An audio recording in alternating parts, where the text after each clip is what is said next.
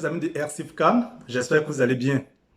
Ok, au fait, aujourd'hui, je voudrais qu'on puisse s'entretenir sur un thème qui personnellement me tient beaucoup à cœur parce que je crois que ça fera partie d'un des thèmes les plus importants que nous allons développer en cette année 2022. Et le thème est le suivant. Découverte de soi, le secret de la réussite. Mais avant d'aller plus loin, je voudrais que nous fassions ensemble un petit exercice. Et l'exercice est le suivant. Selon vous, quel est actuellement l'endroit le plus riche de la Terre? Je reprends ma question. Selon vous, quel est actuellement l'endroit le plus riche de la Terre? Je vous accorde quelques secondes, 10, 15, le temps de pouvoir en fait dire votre réponse. Et à cette question, toutefois, que j'ai eu à le poser lors de mes interventions, la réponse que j'ai reçue de la part de mes auditeurs sont généralement soit l'Afrique, le Congo, les mines diamantifères de l'Afrique du Sud, ou d'autres qui vont me dire les pays du Golfe.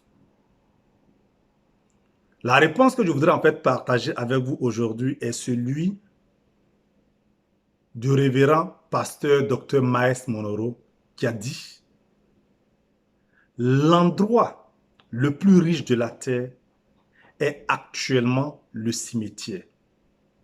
Oui, vous l'avez bien compris. L'endroit le plus riche de la terre actuellement est le cimetière.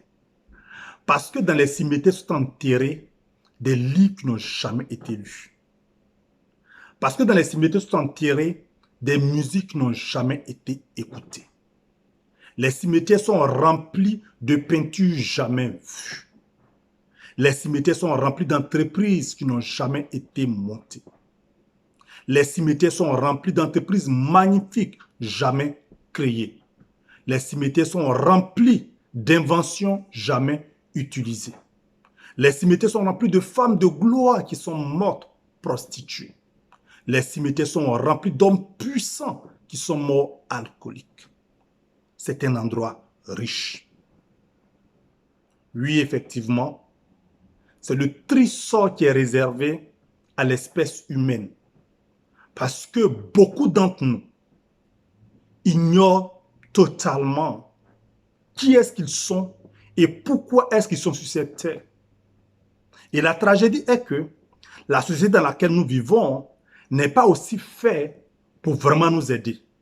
Parce qu'aujourd'hui, je vous assure que si vous partez sur Internet, vous disposez de plus d'informations sur les planètes de notre galaxie qui se trouvent à des années-lumière de nous que sur l'espèce humaine. Des millions de dollars sont dépensés chaque année par des pays se disant les plus développés pour aller explorer l'espace. Mais lorsqu'il est question de l'espèce humaine, quiconque veut s'adonner à son exploration est obligé de le faire sur fonds propres. Il suffirait seulement de comparer le salaire d'un astronaute comparé à celui d'un anthropologue ou d'un philosophe. Vous vous rendez compte de ce qui compte le plus pour la société dans laquelle nous vivons actuellement. Or, la vérité est que aujourd'hui, personne ne peut vivre, être heureux, être épanoui s'il s'ignore. Et donc, si tu aspires à connaître le bonheur, à connaître la réussite, il est donc de ta responsabilité de te connaître, de t'explorer. Et ce n'est pas pour ceux qui étaient à notre première séance de formation. Nous avons en fait mis en parallèle l'être humain et la mine d'or de Grasberg, qui est en fait en Papouasie-Nouvelle-Guinée, qui est la plus grande mine d'or en exploitation actuellement.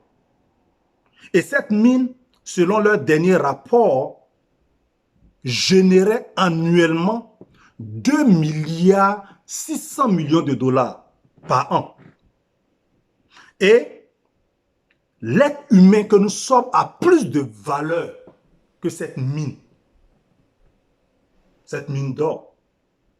Mais avant qu'on ne commence à exploiter cette mine, il a fallu que des spécialistes en géologie fassent l'exploration de l'espace sur lequel cette mine a été faite, pour chercher à connaître la teneur en minerais avant de commencer à l'exploiter.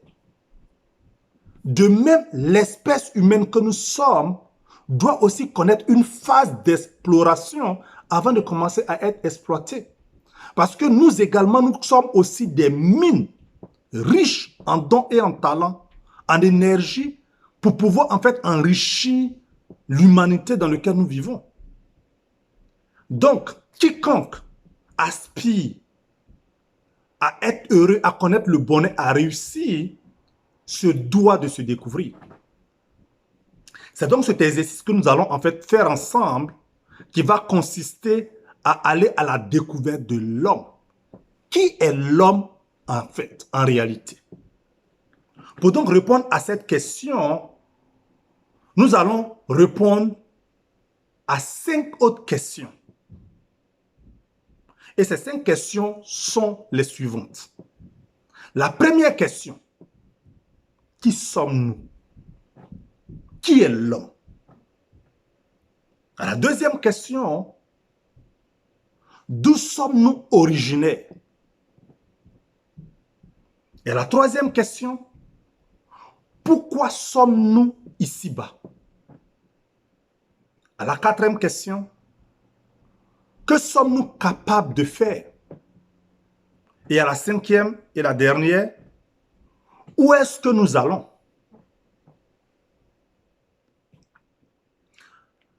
Donc, en ce qui concerne la première question, la réponse à la première question, qui sommes-nous? La réponse nous donne notre identité. Et à ce niveau, je voudrais en fait apporter une petite clarification parce qu'en fait, je sais, pour beaucoup d'entre nous, pendant qu'on était sur les bancs à l'école, on nous a en fait savoir que nous sommes des descendants des singes. Que nous sommes des êtres, des singes évolués. Personnellement, je refute cette information. C'est vrai, je ne veux pas en fait rentrer dans un conflit, dans un débat avec des spécialistes, des scientifiques qui ont fait leur démonstration. Chacun est libre de croire en ce qu'il veut croire parce que nous sommes dans un monde de libre expression et de libre croyance. Donc chacun est libre de croire en ce qu'il veut croire. Mais moi personnellement, je ne me vois pas comme descendant des singes. Parce qu'en vérité est que nous sommes le résultat de nos pensées. Donc si tu crois que tu es un descendant de singe, il est fort probable que ton comportement ne soit pas vraiment trop loin de tes ancêtres. Donc, qui sommes-nous selon les informations que nous allons partager ici? À cette réponse, l'être humain est la manifestation visible du créateur de l'univers. Oui, l'homme est la manifestation visible et physique de celui qui a créé l'univers. Parce qu'en vérité, tout ce qui existe sur cette terre a, dans un premier temps, existé dans le spirituel. Si vous prenez aujourd'hui tout ce que nous avons comme objets qui nous entourent, des véhicules, des avions, des appareils électroniques, toutes ces choses-là ont existé spirituellement dans la pensée d'un être humain, d'un individu. Et cette personne l'a en fait matérialisé en le créant. De même, l'être humain a aussi été à l'origine dans l'imagination, dans la pensée du Créateur et la matérialisé sur la terre. Donc, qui est-ce que nous sommes? Nous sommes la manifestation visible du Créateur de l'univers. À la deuxième question, d'où sommes-nous originaires? Ça répond un peu à notre héritage? À cette réponse-là, c'est de notre héritage qu'il est question. L'être humain que nous sommes est d'origine spirituelle, uni avec l'univers et partie intégrante de l'univers. Mais vu le fait que l'homme a été créé par l'univers pour venir exister sur la terre étant physique et matérielle, ça prenait un corps physique qui soit en phase avec la terre. Et donc, le Créateur s'est servi des matériaux terrestres pour faire un corps dans lequel il a insufflé son souffle de vie et qui a permis à l'homme de venir exister sur la terre. Donc, l'homme est donc originaire du monde spirituel, mais est sur la terre pour être en phase avec la terre. Et l'homme a tout le potentiel que le Créateur a pour pouvoir gérer comme il se doit la terre. Parce que c'est de ça, c'est pour cette raison que l'homme est là. Continuer l'œuvre de création de Créateur de l'univers sur la terre. Il a donc été équipé de toutes les ressources nécessaires susceptibles de lui permettre de réaliser ce projet. Donc, notre origine est spirituelle. On vient du Créateur. Troisième question, pourquoi est-ce que nous sommes ici bas? Pourquoi est-ce que nous sommes sur la terre? Et à cette réponse, la réponse à cette question nous donne notre mission.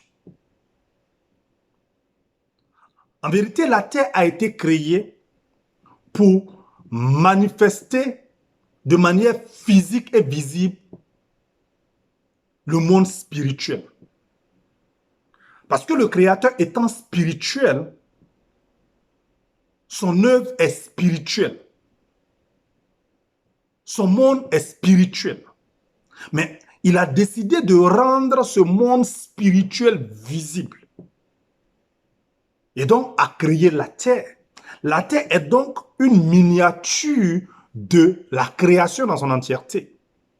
Et donc, pour gérer la terre, l'homme a été créé par le Créateur pour venir le représenter sur la terre, pour venir faire l'œuvre que lui, Créateur, aurait dû faire sur la terre par l'homme.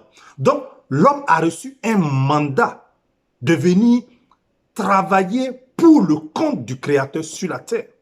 Et le deal entre le Créateur et l'homme, c'est que tout ce qui doit être fait sur la terre doit être fait par l'homme.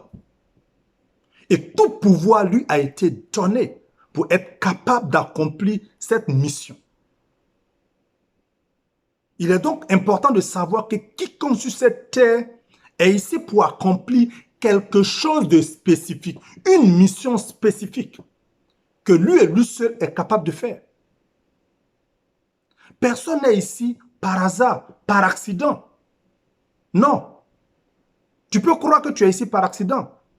Tes parents peuvent dire, ils ne t'ont pas désiré. Mais le Créateur sait pourquoi est-ce qu'il t'a envoyé ici.